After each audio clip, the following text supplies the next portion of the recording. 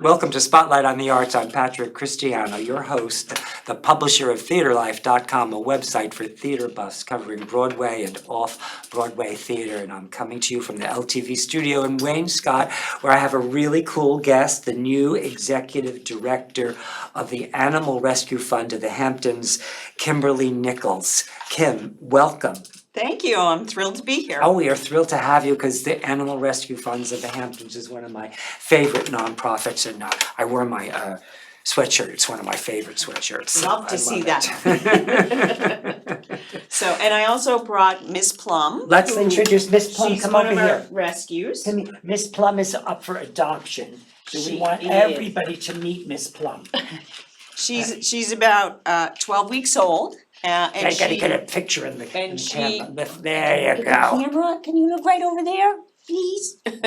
And she was one of our recent rescues out of South Carolina. So this might. She's how old again? She's about 12 weeks old. So she's one of our older puppies, and that's because 12 weeks is an old puppy? Well, yeah, because we try to get the transports in. They're checked over by a veterinarian. They are spayed and neutered. They're microchipped. They get all their vaccines. And this particular group, unfortunately, had a lot of parasites, so they were put into quarantine for an extended period. So how long was she in quarantine? She was in quarantine for 3 weeks. So that's pretty long. Usually it's 7 days and then they're all clear, but this one was a rougher group, and that happens sometimes. That's part of rescue. So how old is she now again? 12 weeks. And she's been in quarantine for 3 of those weeks. Yeah. But that's amazingly young. How do you get them so young? So many of them, we work with partners.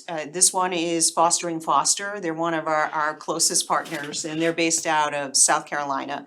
And they work with animal control and the municipal shelters, and they're high kill shelters. So what they So how does a dog, what I'm trying to get at is a dog that's this young, how does it get into the shelter and way down there? And, you know, So, New York is fantastic about spaying and neutering animals. That isn't as true in the southern states. And so there are a lot of puppies, but and what there's do a you mean lot when of the need. puppy, they just throw them away? But they tend to be dropped off At the shelter? shelters. Yeah, so this Plum came in with her So it siblings. isn't just natural disasters to create homeless dogs, and it isn't just abusive people that throw their pets away, even.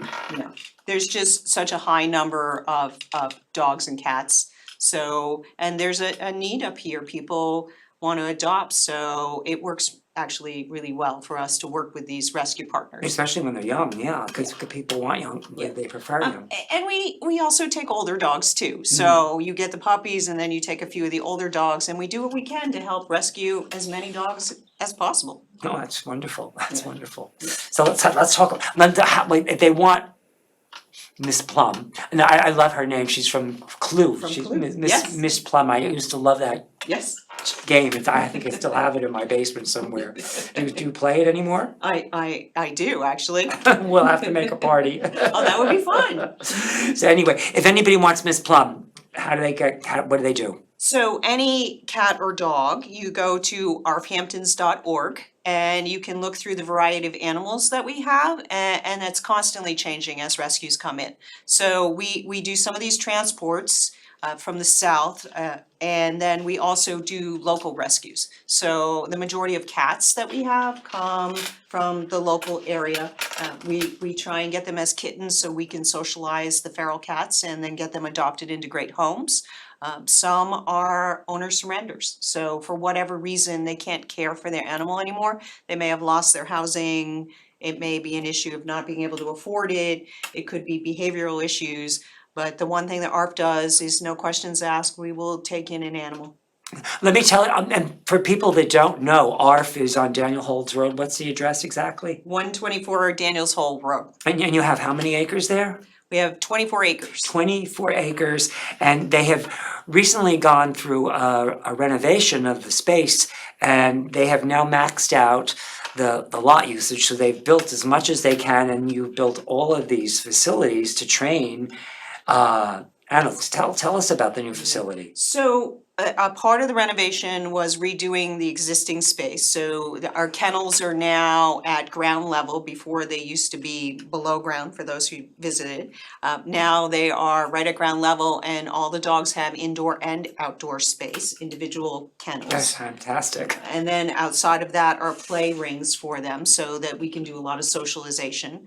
And our catteries were all redone, so they're wonderful spaces, were custom built on the walls for the cats to play with. And there are 2 major catteries, both with porches, so they can be indoor, outdoor with the screened porches. We have one on the screen right now. Here's one of the That's catteries. the space, and the cats love it.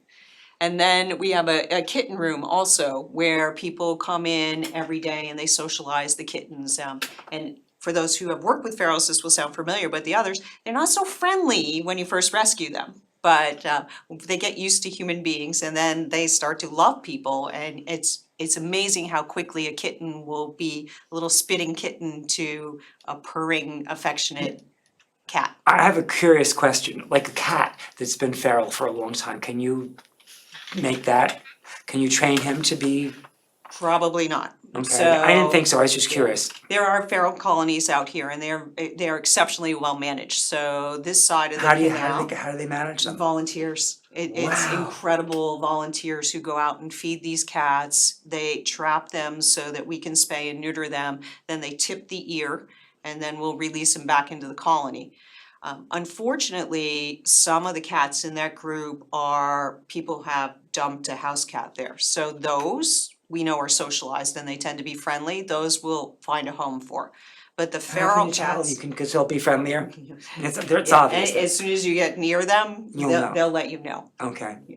Wow. So being a feral cat, it's a very difficult life, and I have such huge respect for the people who manage these colonies. Wow. They know these cats well, they take such good care of them, they're It incredible takes a high volunteers. commitment. It really does. It really does. So what we do is, in exchange for mapping the colonies and knowing where they are, and for them doing the trapping for us so we can spay and neuter, is we provide food for them.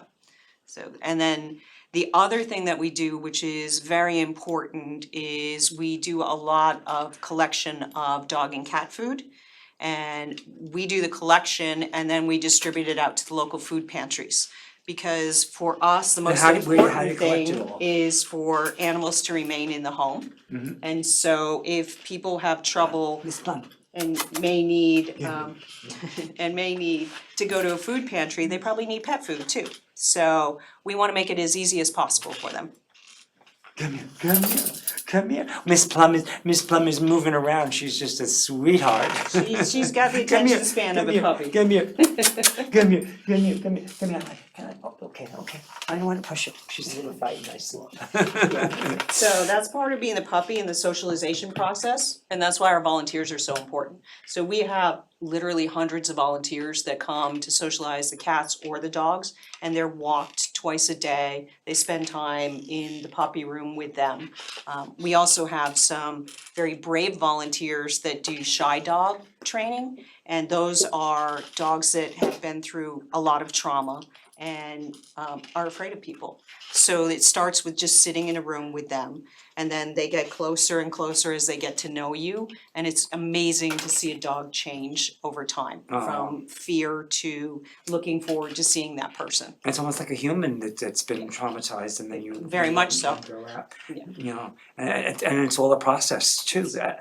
We all have process. I learned so much from my dog, from things and that I see that he does, and I actually do it, put it into my life and make it effective for me. So my dog is a teacher for me, believe it or not. I believe it. And there's nothing like the unconditional love of a dog or a cat. I think cats give it unconditional love too. I know people have different opinions about that. I'm not there. I'm not in it. I'm just I have a preference for dogs all my life, but I'm not fond of cats too. Yes, they're all the creatures. All of God's creatures are gorgeous, and They are. there isn't a dog that I don't think is gorgeous, unless it tries to bite me. So I will say that we do have dogs that have behavioral issues, and some of that is aggression and bite. And when you were talking about the facility, the newest part of A.R.F is an 8,400 square foot Let's show the rest training of the center. pictures, we have more pictures. Let's, because they're training facilities, we have pictures of the training facility. This is Yeah, one of the is how many, 8,400 square feet? 8,400 square feet. It's an incredible facility, and that's our trainer, Cindy Leroy. And what we do is work with the dogs. We have socialization classes, which gives you an opportunity to spend time with other people and their dogs. We also do basic dog obedience. We have puppy obedience. And then we do some more advanced classes like agility training. So that's Frank Hanna, another one. He's our behavioral liaison. He's great with the dogs. They're absolutely incredible. What's his name again? Frank Hanna. Uh-huh. So you have 2 trainers now? We have one trainer and then a behavioral Oh, liaison. okay, got And it. then we have trainers from the community who are come in and they do classes within our facility. So the thing that we ask of our trainers is that they're Lima compliant, which means they only use positive reinforcement. So the biggest issue that we're finding with dogs that are returned is that their training has been done with negative reinforcement. And by negative reinforcement, I mean shock collars and prong collars. It's not great training for a dog. People still do that? It's effective and it's not illegal. I mean, people, I guess people go to that with really problem dogs, they think it's gonna be a rebel. Or you don't know. A lot of it's education. Positive reinforcement is treat. It takes a lot of time, but dogs are fairly motivated with love and food. Yeah, I know that, so I got, just blows my mind that anybody could go the other way because you don't get any, I mean, it's like dealing with a person, if you wanna, beat them up, you're not gonna get what you you're not Very gonna get the kind of person you want Very responding, and you're not gonna get the response you want is what I'm going for, yes. So it was important to us to offer a variety of classes at an affordable price. We also have scholarships. Anyone who adopts an A.R.F dog, we give them a substantial discount because training means a dog will stay with the family. Behavioral issues are probably the number one reason why dogs are returned. And why they might even run away. Yeah. It's a combination of things. Yeah. So is everything available on the website? Everything is available So, at like, if you- arfhamptons.org. Something, want me to keep repeating that? Yes, you can, I want you It's to, A.R.F. you can say that one right to the camera, you can find all the information you want at arf.org, and you can Yeah, practice. it's arfhamptons.org, and you can find information under programs for dog training. And then if you looked at adoptions, you can see all of our cats and dogs. And there's lots of pictures, you did that beautifully, perfect. Thanks, you make it very easy. It's mutual, it goes together.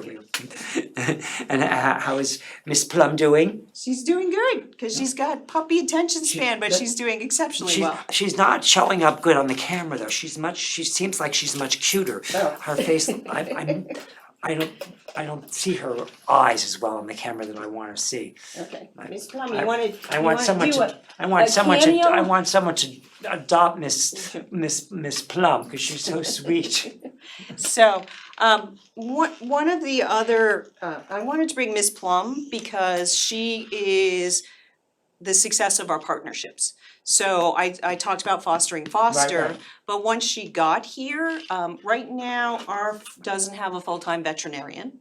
So we are lucky that we have per diem veterinarians. So all the dogs get great care, and it's based on per diem veterinarians and the work of Explain that all to of the me. clinics in the area. Do they each, how much per diem means what? So they come in, we have a veterinarian that comes in once a week, and we have a couple of them that they'll come by once a month. Okay. And some of them, like Dr. J. Coleman, who's on our board, comes and he does it for free, which is Okay. absolutely amazing, because A.R.F is 100% funded by donations and donations only. So that is a huge gift to A.R.F.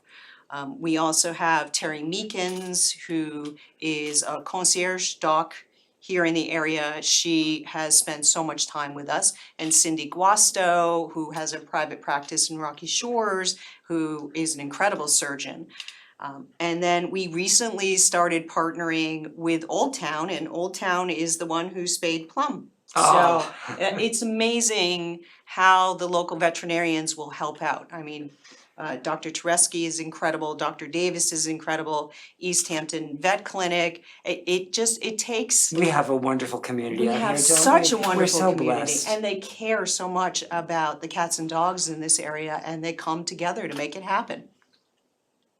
Well, I thank you so much for all the work that you do, and you come to the organization with a lot of interesting background that you want to tell us about what your previous job was, because I think it's extraordinary. So I spent a lot of time in healthcare, and then when I moved to the Hamptons about 20 years ago, I started working with the Retreat, which is a domestic violence agency. For a few people who don't know, the Retreat does really wonderful work for women of abuse.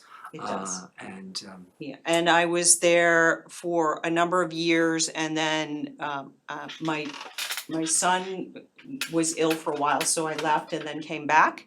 He's doing great, but during that time, went to work for hospice, and then came back to domestic violence. And what I thought was interesting about the story is your boss is this correct? Am I right? Correct me if I'm wrong. Your boss from domestic violence thought when this opening came up, thought you would be a great candidate and made an introduction for you, so which is she knows that when I worked at hospice, I would go out with the home health nurses, and we would glove up and get the barn cats, and we had 5 veterinarians that would help us with spay and neuter, and that was a big part of it.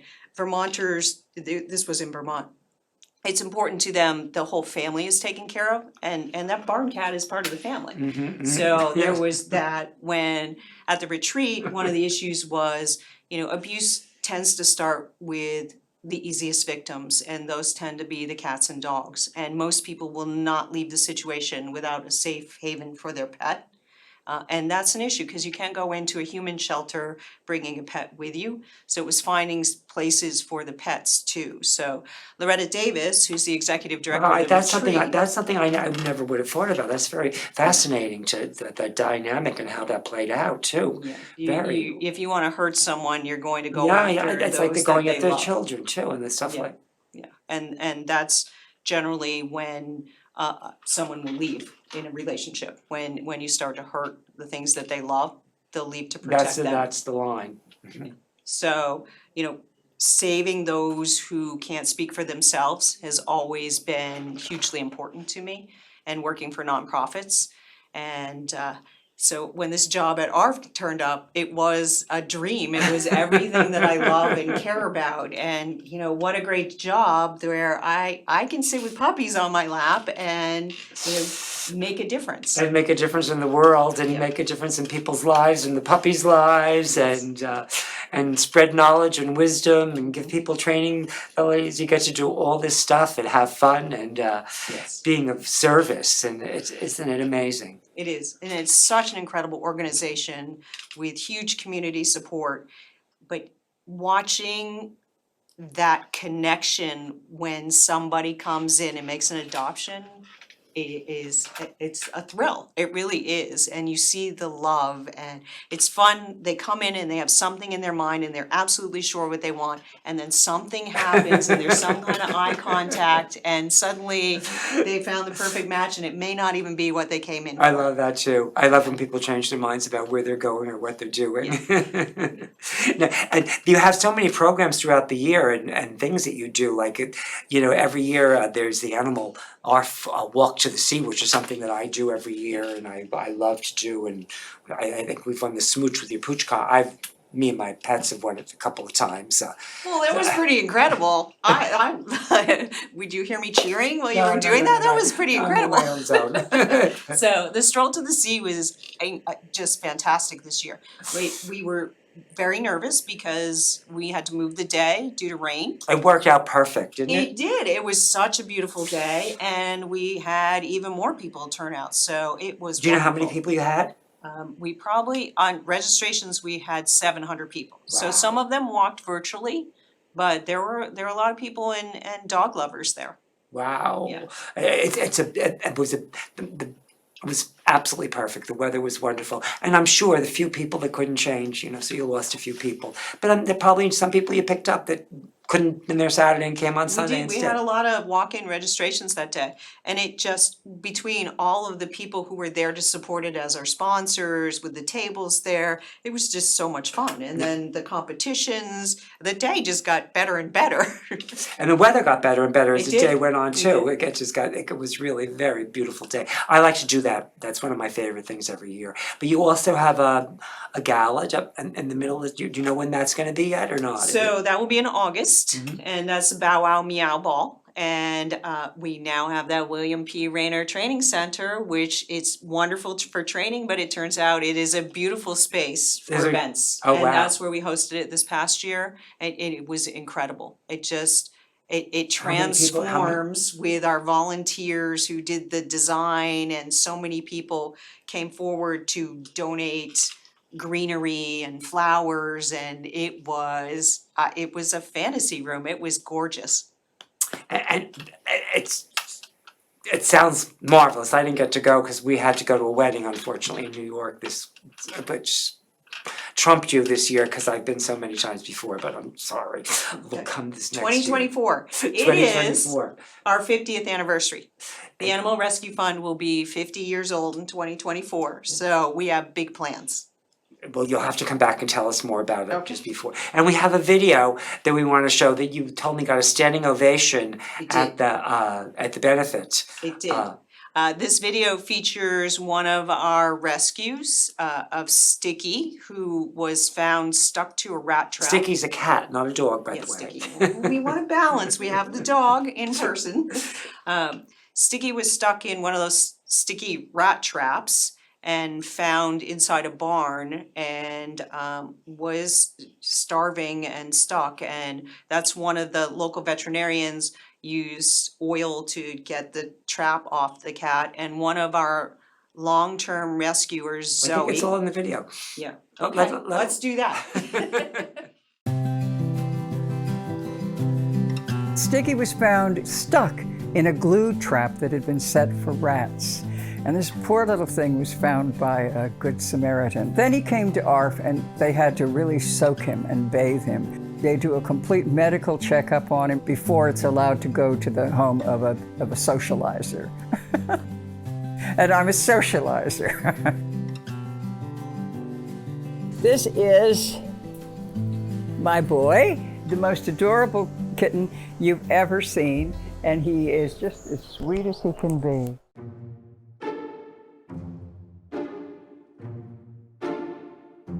I received this kitten when he was 3.5 weeks old, and I will be the socializer foster of the kitten until he's about 2 pounds. He has to weigh 2 pounds. So we set the scale to 0 so we know his weight every morning, and then we put him in and hope that he stops wiggling for a minute. And this morning he weighed 1.13, and he looks like he's weighing 1.15 now, but that's because he's just eaten. This guy is going to go in, I think, next Thursday. He will be put out for adoption, and he will fly out of A.R.F. It's always hard when you have these little darling things and you get so fond of them to give them up. But it's very rewarding to know that when I give him up, he's not going to run from people, he's going to run to people. He's so cute, and he's so darling, and he will climb all over the person that gets him. Now that's something that somebody's going to love. It's not a wild kitten that is going to be alone all of his life in your house. This is a kitten that will interact with you, and that's why it's so important to do it. The Operation Cat program took the kittens out of feral colonies and made them adoptable instead of turning them into breeders in the wild. It gives me cold chills to think of what would have happened to Sticky if the Good Samaritan hadn't walked by. I started a long time ago, and the board members that have come on board, they've brought a group of donors on that have made A.R.F. into a fantastic organization. We can bring animals in that need help, and we can be proud of the work we're doing. What we do need now is more medical help to have enough money for the right kinds of veterinarians because it's expensive out here to live. So we need money to bring the right people into our organization to do the work we need to do. We do need money, and God bless the donors.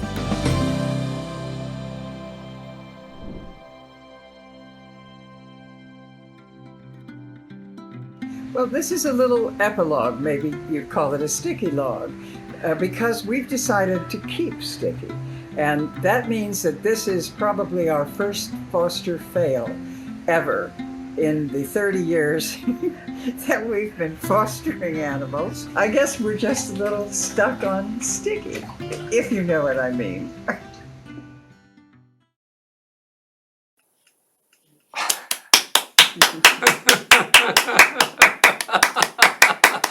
Let's get on. We want Miss Plum on camera there. Well, get Miss Plum on camera. Yes. Anyway, we love it. We love it. So that's how many cats do you think she fostered in all those years? Oh, hundreds of cats. And I this is think her she first said- failure. Yeah, well That's what over- I didn't get. Yeah, 200 cats she's fostered, kittens.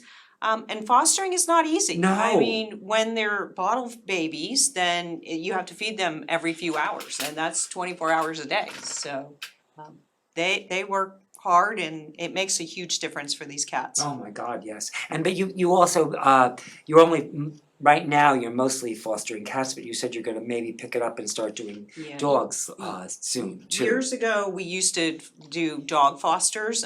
We have a few that are out on medical foster now. Mm-hmm. But we hope to restart that program. But you have to be very careful. I mean, it's gotta be just the right home, and it's a big responsibility. Oh. I mean, you're responsible for a life. Yes, and you have but for your cats now you have a whole series of volunteer people that do this. You've screened them. You know Yes. everything that you need to know about Yes. these people. They're proven commodities. They are, Yeah. they're incredible, and they're there whenever we call them, because it could be later at night, it could be in the morning, they pick up the phone and they are there to help. We couldn't do it without them. Mhm. So I will say, a foster fail, as Zoe was. It A makes- positive fail. That's always our favorite. So I have been at A.R.F for 6 months now, and I took a dog home with pretty severe behavioral issues. That dog now lives with me. So a fair warning, if you think you want to foster, you will probably expand your family. But that's good. We love foster fails. Well, Kim, thank you so much for coming. You'll have to come back again and share some more about what's going on at A.R.F. And welcome to the A.R.F. Thank you, and thank you for letting us Oh, talk about A.R.F love and to bring do Ms. Plum out. And again, if anybody is interested in adopting this adorable little puppy, it's at arfhamptons.org. Thank you. Thanks.